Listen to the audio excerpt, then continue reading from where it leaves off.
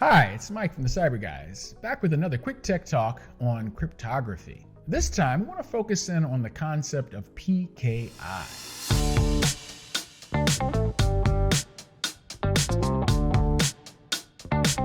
We talked before about public key encryption or asymmetric key cryptography. And we talked about the fact that the idea is there's a key pair, right? A public key and a private key. You exchange the public keys so that you can transmit secure information that only the corresponding private key could decrypt. But here's a problem. What if you think you're getting the public key of your intended recipient, but in fact, someone jumped in between your conversation and gave you a different public key to a different matching private key? With a man-in-the-middle attack, someone jumps in between the conversation and intercepts the public key exchange so as to present himself as being your counterpart, your intended recipient, when in fact, no, it's now the threat agent that's there. You encrypt the information using the public key that you were provided, thinking it was to your recipient, but in fact, it's to the threat agent. And then when you encrypt the information and send it, the threat agent intercepts the message and he can actually decrypt it because you used, guess what, his public key by mistake. This poses a huge problem. So we need more trust than just the initial conversation in the exchange to set up a secure communication on asymmetric encryption. And that's where an infrastructure comes in.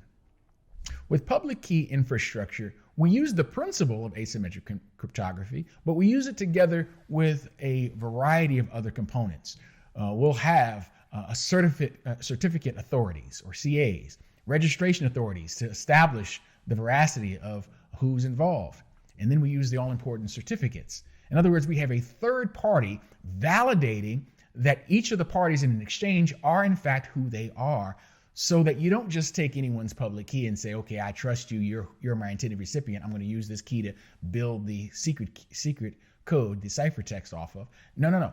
We're going to use the public key that comes from authoritative third party. Now, when you encrypt the information, you have a guarantee that it is truly going to be something that only your intended recipient could decipher.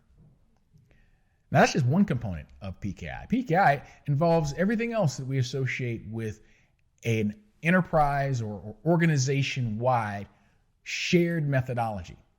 Even the internet itself has a shared PKI infrastructure so that when you go to a website and you authenticate with them, your browser will give you a little lock symbol and a green check mark, or depending on what app you're using, some validation that this thing was certified by a certifying authority that you trust. Therefore, with that third-party trust, you now can exchange secure communication with certainty that you are in fact communicating with who you think you're communicating with. All of this is what we call a public key infrastructure. Now, organizations can implement their own PKI. We have a public PKI that spans the entire internet. But whatever the case is, with certificate authorities and certificates and a registration process that guarantees veracity, there's more trustworthiness in asymmetric key encryption. Well, that's just a little brief overview of what PKI is all about. I hope you enjoyed it, and we'll see you next time. Please like and subscribe. Take care.